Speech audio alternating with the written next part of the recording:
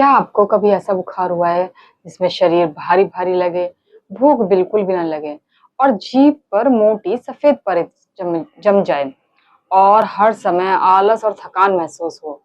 लोग अक्सर इसे सामान्य वायरल फीवर समझ लेते हैं, लेकिन आयुर्वेदा कहता है कि कई बुखार की शुरुआत किसी संक्रमण से नहीं बल्कि पेट में बने आम से होती है। जी हाँ, आज बात करेंगे आमस ज्वर की।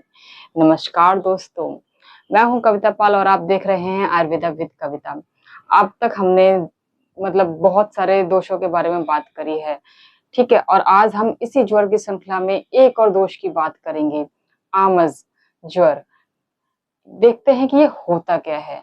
जब शरीर में भोजन ठीक से पच नहीं पाता है, तो शरीर में एक अधपचा, चिपचिपा और विषैला पदार्थ बनने लगता है, जिसे आयुर्वेद में आम कहा गया है। और जब यही आम पूरे शरीर में फैलता है, तो ज्वर उत्पन्न हो सकता है और इसे कहा जाता है आमस ज्वर। इसे आसान भाषा में इस तरीके से समझ लेते हैं कि मान लीजिए कि घर की नाली में धीरे-धीरे कचरा जमा होने लगा है। शुरुआत में तो कोई समस्या नहीं दिखती, लेकिन जब कचरा बढ़ जाता है तो पानी रुकने लगता है, बदबू आने लगती है और पूरा सिस्टम प्रभावित हो जाता है।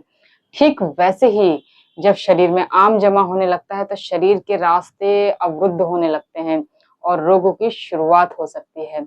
ज्वर भी उन्हीं में से एक है। देखते हैं कि इसके लक्षण क्या-क्या होते हैं। सबसे पहले आपको भूख नहीं लगेगी, शरीर में भारीपन रहेगा, आलस और सुस्ती रहेगी, जीभ पर सफेद परत, बदन दर्द और इंडाइजेशन की प्रॉब्लम, पेट फूलेगा। आपको हल्का या मीडियम बुखार रह सकता है, मुँह का स्वाद, टेस्ट बिगड़ जाएगा, अधिक नींद आएगी या थकान रहेगी। अब समझते हैं कि आम क्यों बनता है? बार-बार खाना जो हम खाते रहते हैं, बिना जो हमारा भोजन जो है पहला वाला पचा नहीं और दोबारा हमने खा लिया।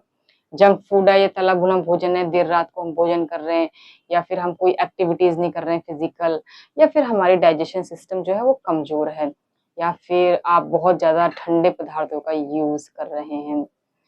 अब देखते हैं कि आम को कम करने और अग्नि को मजबूत करने के लिए हम क्या कर सकते हैं? हम ले सकते हैं आयुर्वेद के अनुसार सौंठ, ठीक है? ये अग्नि को प्रदीप्त करता है, पिपली, मुस्ता, गुडुचि गिलोय, अजवाइन, हरित की हरित की जो होती है वो हरड़ होती है, ये पाचन और मल शोधन में सहायक मानी जाती है, ठीक है? और अजवाइन जो होती है गैस और ये डाइजेशन को हमारे ठीक करती है।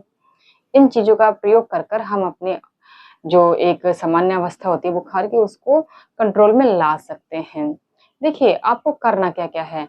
आपको देर रात तक नहीं जगना है या फिर तला भुना भोजन नहीं करना है, बार-बार ठंडे जो पदार्थ होते हैं उनको नहीं पीना है या दिन भर भी ऐसा नहीं है कि पड़े ही रहना है, ठीक है? बार-बार स्नैकिंग भी नहीं करनी है। ये कुछ ऐसे कारण होते हैं जो हमें अवॉइड करने होते हैं। अगर हम अपने शरीर को स्वस्थ रखना चाहते हैं, कोई बहुत बड़ी चीज़ें नहीं होती हैं जो हमें रोकनी पड़ती हैं अपने लिए। हमें बस छोटे-छोटे कारणों पर ध्यान देना पड़ता है। अगर आपको यह जानकारी उपयोगी लगी हो तो वीडियो को लाइक करें, शेयर करें और सब्सक्राइब करना ना भूलें। इतने आप सभी को